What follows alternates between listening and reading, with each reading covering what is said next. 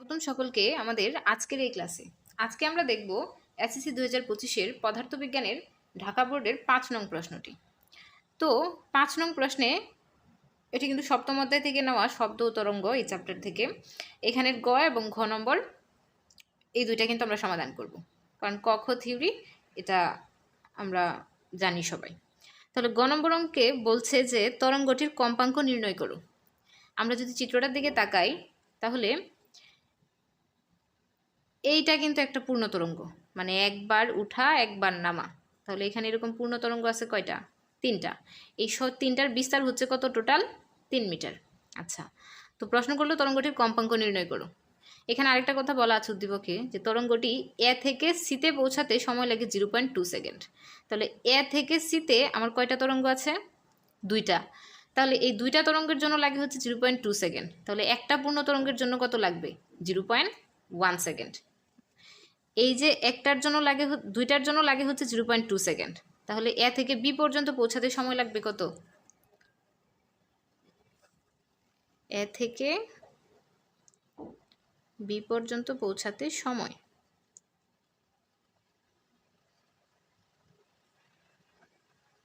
কত হবে? টি সমান সমান 0.2 ভাগ 2। 2 দ্বারা ভাগ হওয়ার কারণ হচ্ছে এটার এই এ থেকে সি পর্যন্ত ছিল হচ্ছে 2টা তরঙ্গের জন্য, আর এ থেকে বির জন্য হচ্ছে একটা তরঙ্গের জন্য, সেজন্য আমরা 2 দ্বারা ভাগ করে দিলাম। তাহলে আমরা পাচ্ছি 0.1 সেকেন্ড। তাহলে এখানে কি সময় দেওয়া আছে, মানে পর্যায়কাল আছে আমাদের। তাহলে পর্যায়কাল থাকলে আমরা কম্পাঙ্ক কিভাবে নির্ণয় করব? আমরা কম্পাঙ্ক বের করব। কম্পাঙ্ক এফ সমান সমান হোয়াট। তাহলে আমরা সূত্র কি জানি? কম্পাঙ্ক আর পর্যায়কাল একে অপরের বিপরীত। তাহলে এফ সমান সমান হচ্ছে 1/t। তাহলে আমাদের 1t হচ্ছে 0.1। তাহলে আমাদের কম্পাঙ্ক কত হার্জ আসবে? অনেক সহজ কিন্তু এটি। 1 ভাগ 0.1 কম্পাঙ্ক আসবে 10 হার্জ। আশা করি সবাই আমরা এটি বুঝতে পেরেছি। এবার আমরা ঘ নম্বরটি দেখব। তো ঘ নম্বরে বলা আছে বিস্তার অপরিবর্তিত রেখে। বিস্তার মানে হচ্ছে এই সবগুলো তরঙ্গের যতটুকু দৈর্ঘ্য ছিল 3 মিটার, সেটা 3 মিটারই থাকবে। তরঙ্গটির তরঙ্গ দৈর্ঘ্য দ্বিগুণ করা হলে, এখন আমরা কি করব? তরঙ্গ দৈর্ঘ্য দ্বিগুণ করব। আচ্ছা, তাহলে আমরা তরঙ্গ দৈর্ঘ্য কীভাবে বের করব? টোটাল বিস্তার কত? বিস্তার হচ্ছে 3 মিটার, মানে এই টোটালটা হচ্ছে 3 মিটার। তাহলে এই টোটালে আমার কয়টা পূর্ণ তরঙ্গ আছে? 1টা, 2টা, 3টা। তাহলে 3টা পূর্ণ তরঙ্গ দৈর্ঘ্য সমান হচ্ছে এই বিস্তার। তাহলে আমরা তরঙ্গ দৈর্ঘ্য কত পাচ্ছি? 1 মিটার, মানে এক একটা তরঙ্গের দৈর্ঘ্য হচ্ছে 1 মিটার 1 মিটার করে। তাহলে এখন এই তরঙ্গ দৈর্ঘ্য আমরা কি করব? দ্বিগুণ করব। তাহলে লিখব তরঙ্গ দৈর্ঘ্য দ্বিগুণ করলে তাহলে দ্বিগুণ করলে আমাদের তরঙ্গ দৈর্ঘ্য কত হবে? আগে 1 ছিল, এখন যদি দ্বিগুণ করি তাহলে 2 মিটার। তাহলে এটা আমরা আমাদের নতুন তরঙ্গ দৈর্ঘ্য, সেটাকে আমরা কি ধরে নেই? ল্যামডা নিউ, না ল্যামডা ড্যাশ ধরে নিই। এটা হচ্ছে দ্বিগুণ করলে আমরা পাচ্ছি, আগে 1 মিটার ছিল, এখন হচ্ছে 2 মিটার।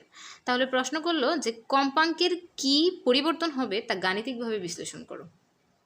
আচ্ছা, তরঙ্গ দৈর্ঘ্য কতটুকু দেখলাম? 1 মিটার একটা পূর্ণ তরঙ্গের জন্য।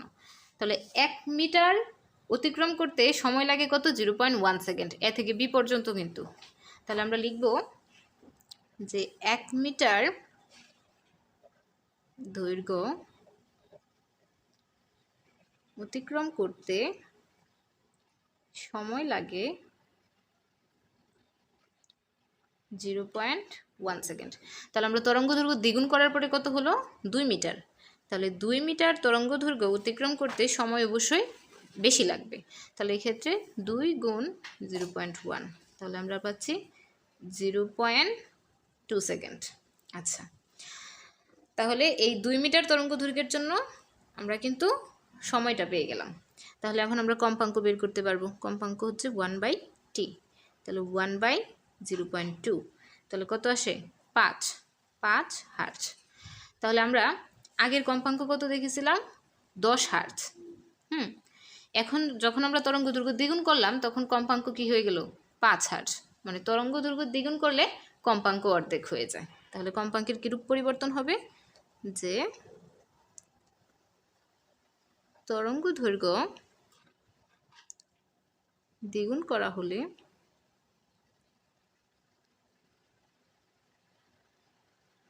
কম্পাঙ্ক অর্ধেক হয়ে যায়।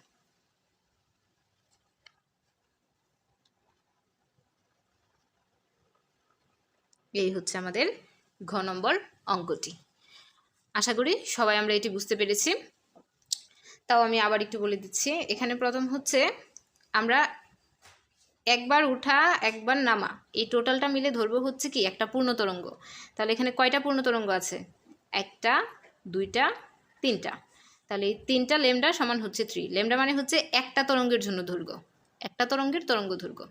তাহলে ল্যামডা সমান সমান আমরা পাচ্ছি 1 মিটার। তাহলে আমাদের প্রশ্নে বললো যে তরঙ্গ দৈর্ঘ্য দ্বিগুণ করলে, তাহলে আমরা পেলাম হচ্ছে 1 মিটার, দ্বিগুণ করলে কত হয়? 2 মিটার। তাহলে আমরা এখানে আরেকটা জিনিস দেখেছি যে এ থেকে বির জন্য আমাদের সময় কত ছিল? 0.1 সেকেন্ড। কারণ এ থেকে সির জন্য হচ্ছে 0.2, তাহলে এ থেকে বির জন্য হবে 0.1। আচ্ছা, তাহলে এই 1 মিটার অতিক্রম করতে সময় লাগে 0.1 সেকেন্ড। তাহলে আমার তরঙ্গ দৈর্ঘ্য হচ্ছে কত? 2 মিটার। 2 মিটারের জন্য সময় লাগে 0.2 সেকেন্ড। তাহলে আমরা কম্পাঙ্ক বের করে দেখলাম আসে 5 হার্জ। তাহলে আমাদের যখন আমরা তরঙ্গ দৈর্ঘ্য দ্বিগুণ করলাম, গ নম্বর অঙ্কে কম্পাঙ্ক ছিল 10, এখন কত হয়ে গেল? 5। তাহলে এই ক্ষেত্রে কম্পাঙ্ক অর্ধেক হয়ে গেছে। আশা করি সবাই এটি বুঝতে পেরেছ। যদি কারো কোথাও কোনো সমস্যা থাকে অবশ্যই কমেন্ট সেকশনে জানাবে, এবং যদি আমাদের চ্যানেলটি ভালো লাগে অবশ্যই একটি সাবস্ক্রাইব করে দিবে। ধন্যবাদ সকলকে।